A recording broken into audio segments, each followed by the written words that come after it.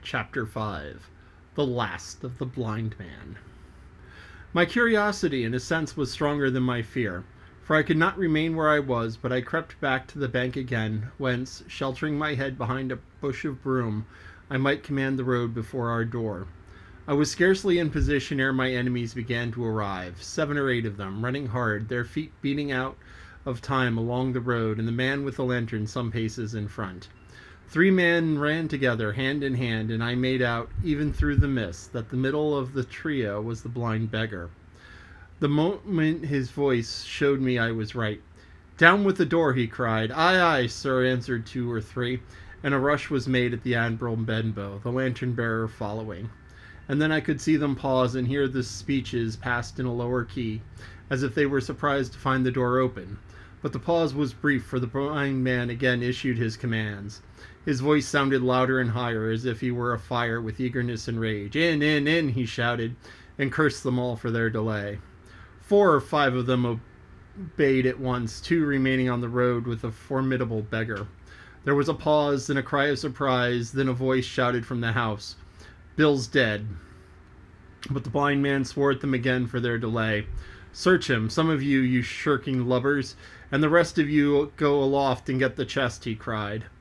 I could hear their feet rattling up our old stairs, so that the house must have shook with it. Promptly afterwards, fresh sounds of astonishment arose.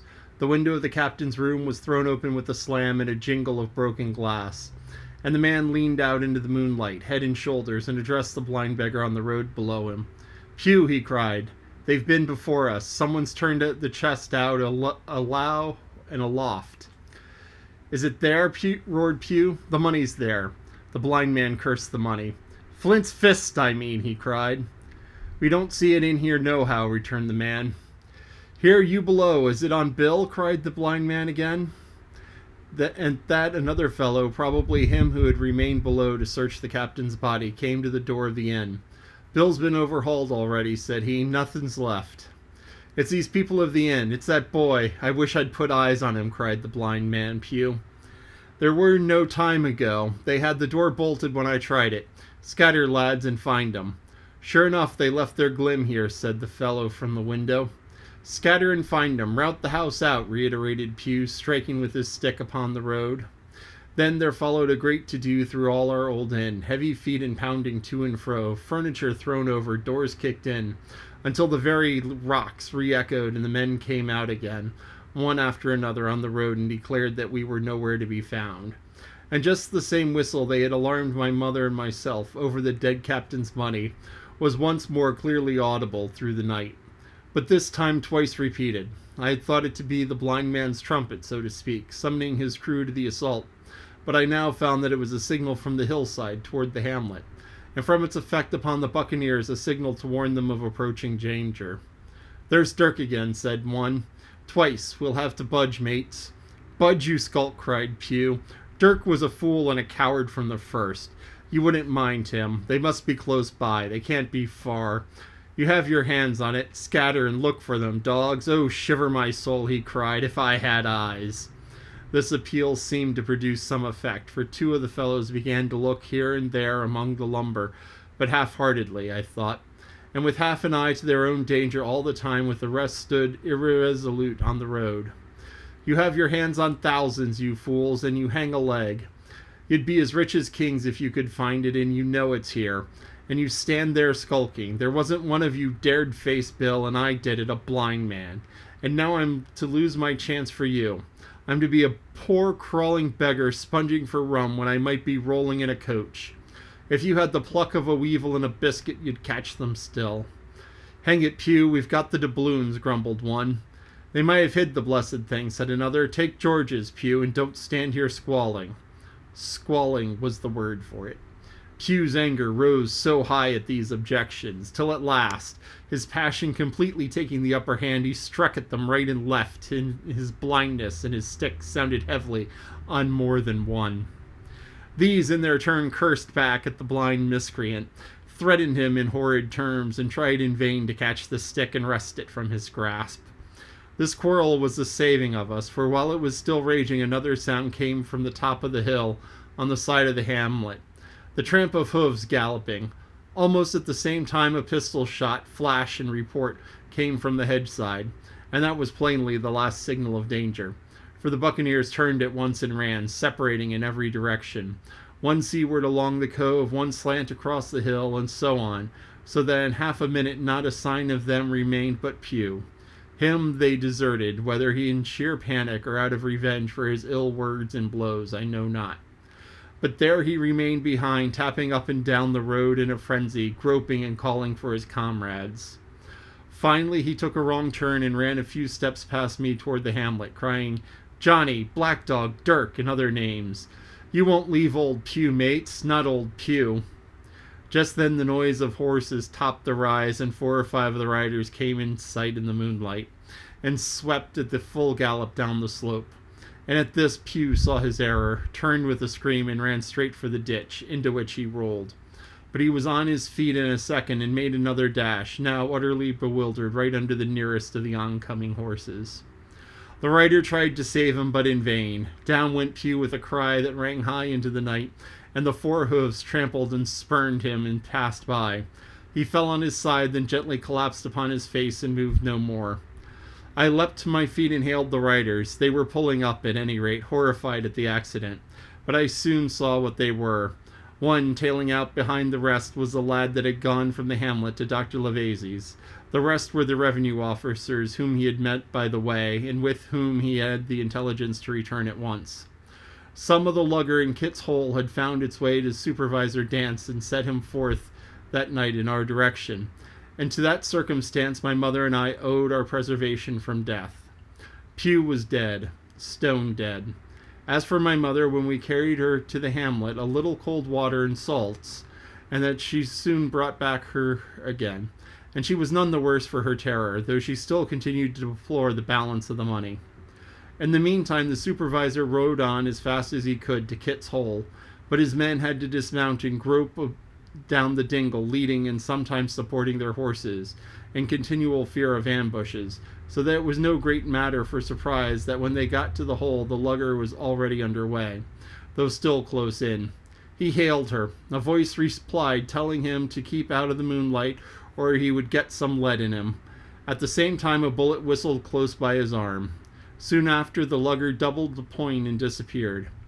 Mr. Dance stood there, as he said, like a fish out of water, and all he could do was dispatch a man to warn the cutter. And that, he said, is just about as good as nothing. They've got off clean, and there's an end. Only, he added, I'm glad I trod on Master Pew's corns, for by this time he had heard my story. I went back with him to the Admiral Benbow, and you cannot imagine a house in such a state of smash. The very clock had been thrown down by these fellows in their furious hunt for my mother and myself, and though nothing had actually been taken away except for the captain's money bag and a little silver from the till, I could see at once that we were ruined. Mr. Dance could make nothing of the scene. They've got the money, you say. Well then, Hawkins, what in fortune were they after? More money, I suppose? No, sir, not money, I think, replied I. In fact, I believe it's the thing in my breast pocket, and to tell you the truth, I'd like to get it put in safely. To be sure, boy, quite right, said he. I'll take it, if you like. I thought perhaps Dr. Lavazie, I began. Perfectly right, he interrupted cheerfully. Perfectly right, a gentleman and a magistrate. And now I come to think of it, I might as well ride round there myself and report to him or squire. Master Pew's dead. When all's done, not that I regret it, but he's dead, you see, and people will make it out against an officer of His Majesty's revenue. If make it out, they can. Now I'll tell you, Hawkins, if you like, I'll take you along. I thanked him heartily for the offer, and we walked back to the hamlet where the horses were. By the time I had told my mother my purpose, they were all in the saddle. Dogger, said Mr. Dance, you have a good horse. Take up this lad behind you. As soon as I was mounted, holding on to Dogger's belt, the supervisor gave the word, and the party struck out at a bounding trot on the road to Dr. Lavazie's house. This is the end of chapter 5. So, the buccaneers were kind of smart. They set up a warning system so that when relief was coming, because they figured there was a good chance that it was, because they never knew they knew things weren't going to go according to plan, because they never do go perfectly according to plan. And so they set up an alarm system. Set up a whistle if someone's coming, 2 whistles, and then a pistol shot, just in case, the whistles were missed. So first whistle, everyone's like, okay. Second whistle, we got to scram, but Pew is just like, no, keep going, keep going, keep going. We've got to find this. And I mean, he said it would make them all rich like kings. So this has to be an insane amount of money. Now, there were just shiploads, literally tons and tons of gold that crossed the Atlantic from North America over to Europe. And a lot of it sunk. The Spanish lost all sorts of ships full of gold. I mean, just impossible riches just went to the bottom. And a whole bunch was taken by pirates. Now, Assateague Island, one of the places that I just love to go with the horses, the beach, I've told you about that before. Assateague Island actually has a pirate shipwreck on it someplace. The shipwrecked, storm came up, and they lost where the shipwreck was. Now, it's somewhere in the middle of the island, halfway between, right at the border of Maryland and Virginia. And because at the time when this happened, before the U.S. was a country, this is early 1700s, where the border was just kind of in flux, and no one really knew. And with beaches moving the way they do, it could be 10 miles inland, it could be 10 miles out to sea. But anyway, so there was all of this gold that went around, and so there's just like this incredible amount of it. And Pew said, I'm going to be a beggar on the street, or I could be rolling in a coach like a king. And there's a huge amount of money. Jim thinks that the fist, whatever that is inside of the oilskin.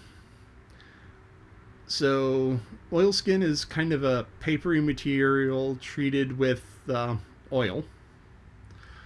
And it was used back in the day to keep things from getting wet, because oil repels water. So what happens is that the oil gets soaked into the paper. And because the oil gets soaked into the paper, the water can't soak through the paper. So you have the paper wrapped around the object, tied tight. And it can't really slip in through the seams because it's tied tight. And you have the oil pressed up against the oil, which kind of sticks to itself. And the oil soaking through the paper so that the water can soak through the paper. So this is something that is sealed up pretty well. It's not going to survive a trip to the bottom of the ocean, but it'll last a good while getting wet. So I guess we're going to find out what it is, because that's in the next chapter, though.